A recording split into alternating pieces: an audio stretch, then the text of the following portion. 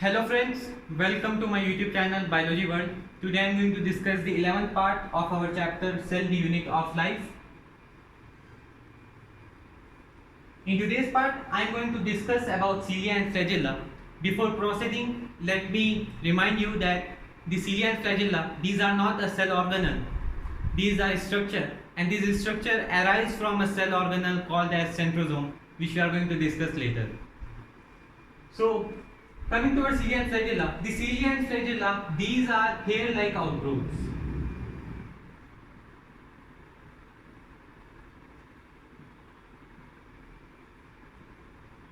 Which extend from the plasma membrane or cell membrane.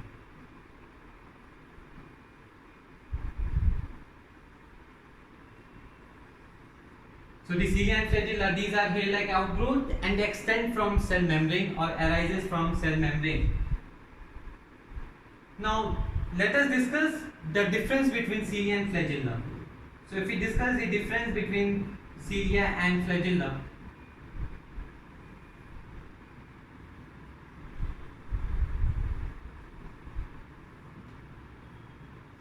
first of all, the cilia are smaller in size, whereas the flagella, these are comparatively longer in size, and both the structure are involved in movement, but the cilia is involved in the movement of either cell or the surrounding fluid, but the flagella, it is only and only involved in the movement of cell. So these are smaller in size, they are comparatively longer. The cilia, it causes movement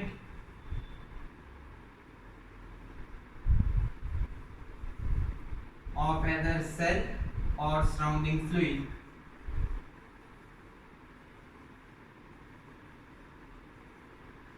And the flagella, it causes the movement of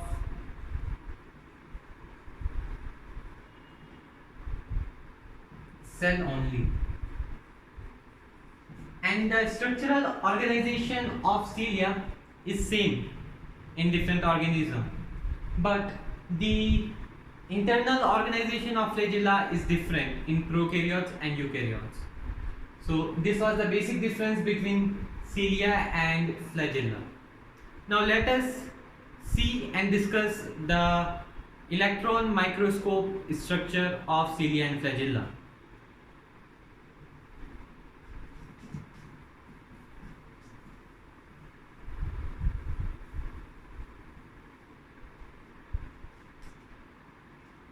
So first let me draw the diagram.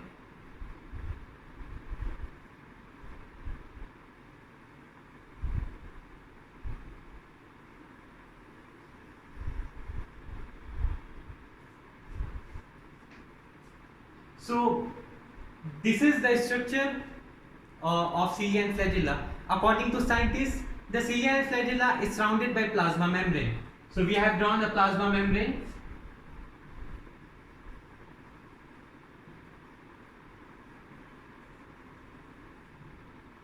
Now inside the plasma membrane we found 9 microtubule doublets in such a manner.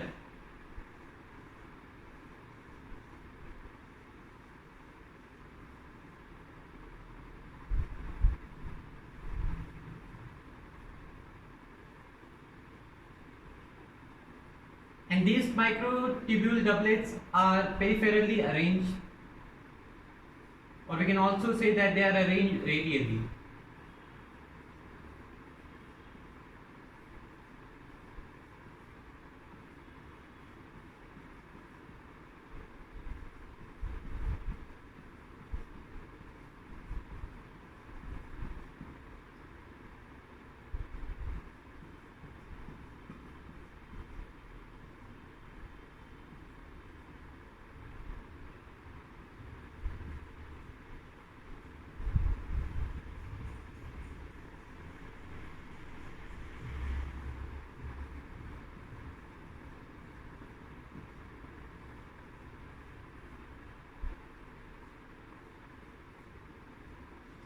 So these are 9 microtubule doublets which are arranged peripherally or radially, and we also found one pair of microtubule in the center.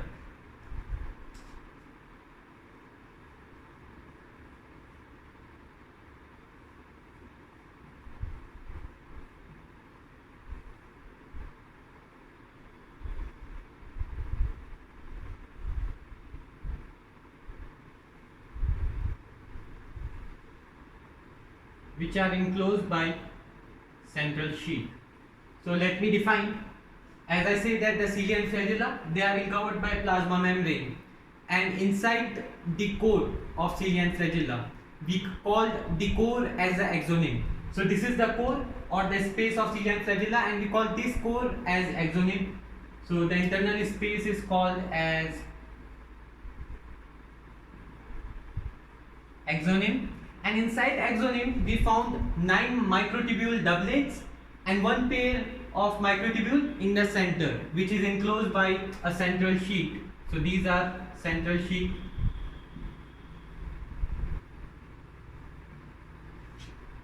And the central microtubule are interconnected to each other by bridge, and in fact the two microtubule or the doublets, they are interconnected to each other with the help of linkers. So these are interconnected with the help of linkers, and the central sheath is connected to a single microtubule of the doublet with the help of radial spoke. That is, each microtubule of the doublet is interconnected with the central sheath in such a manner. Actually, this central sheath is, it covered the microtubule in this complete manner, but in the NCRT it is shown in two curves. So you can draw the full curve.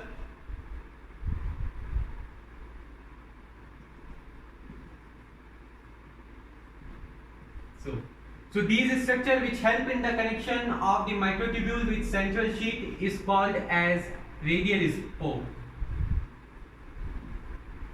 Since there are 9 microtubule, there would be 9 radial spoke. And such an arrangement of the axonemal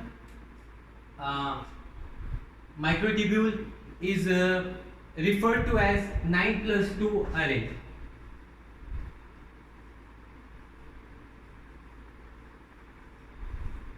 That is 9 doublets and 2 microtubule in the center. So this was the structure of the cilia and flagella under the microscope. Now these structures, they arise from centrioles, and the centriole are present in centrosome. The centrosome is again a cell organelle which is membrane bound cell organelle which is present in eukaryotes. So now let us discuss about centrosome.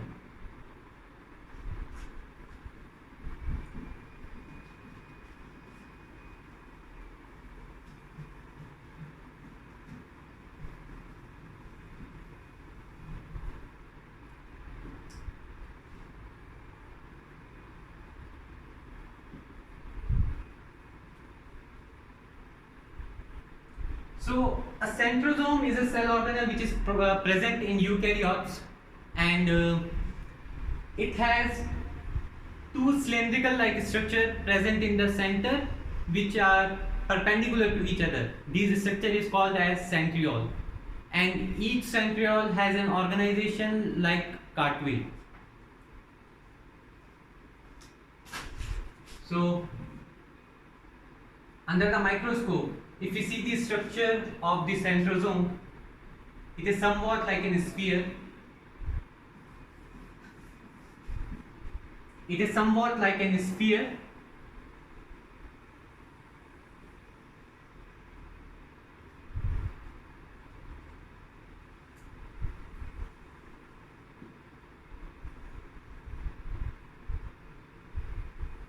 So this is centrosome, somewhat like a sphere, and it has cylindrical centrioles which are perpendicular to each other, and each centriole has an organization like cartwheel, and the centriole are also surrounded by amorphous pericentriole material.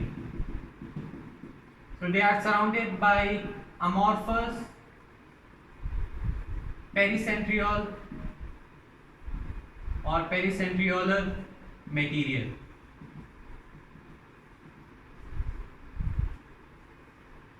Now let me show you how each centriole has an organization like cartwheel. So I am taking a single centriole and zooming its internal structure and showing you this structure. So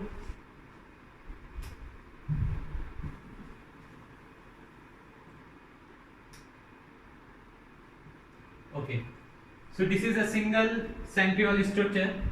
It consists of 9 evenly spaced peripheral triplets.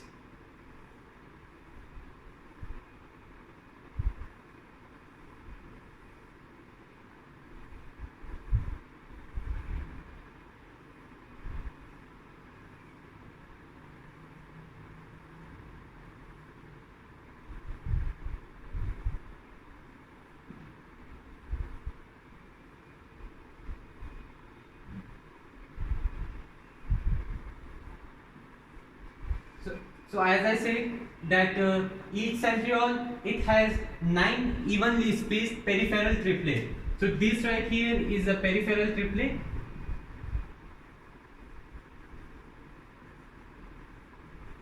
and this peripheral triplet is composed of tubulin protein, or it is made up of tubulin protein, and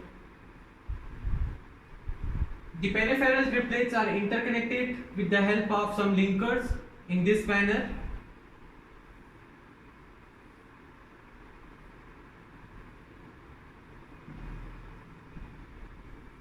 And in the center we found a proteinaceous hub, a structure which is enriched with protein. So we call this structure as proteinaceous hub, and each peripheral triplet is interconnected with the proteinaceous hub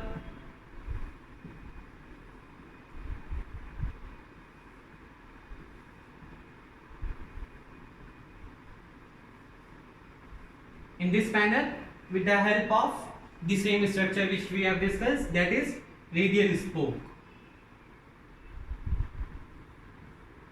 I think it's getting a bit confusing.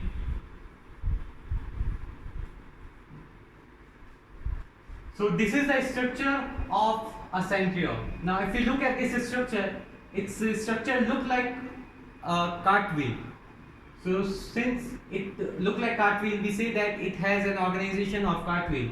So it consists of 9 evenly spaced peripheral triplets which are made up of tubulin protein, and these peripheral triplets are interconnected with each other with the help of certain linkers, and it has a proteinaceous hub in the center, and each radial spoke is interconnected with the proteinaceous hub with the help of radial spoke. Again, there are 9 radial spokes since there are 9 peripheral triplets. Coming toward the function of the centrosome, it will help in the formation of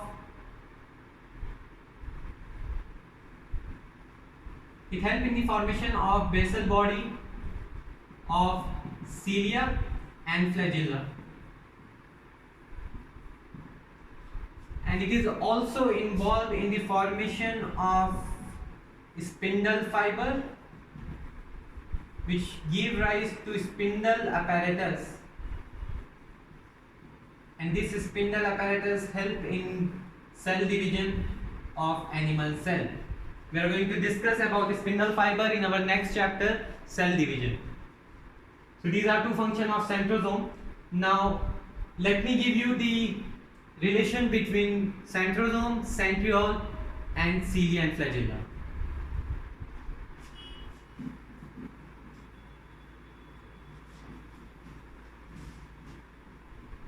So as I say that the centrosome,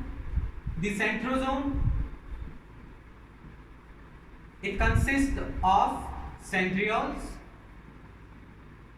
and as we discussed, the centriole give rise to the basal body of cilia and flagella, and this basal body give rise to cilia and flagella. In fact, the cilia is a thread-like structure, simple, but if we talk about the structure of flagella, a flagella is a long thread-like structure and it has three portions. The longest portion is filament, it is longest portion. The middle portion is called as hook, and the last portion is called as basal body. This basal body is giving rise to the whole flagella. So we have discussed everything related to centrosome, cilia and flagella. So if you have any doubt, let me know in the comment section, and please like my Facebook page Biology World and subscribe to my channel Biology World. In the next part, which is the last part of our topic, I am going to discuss about nucleus and type of nucleus and a small topic, microbodies. Thank you.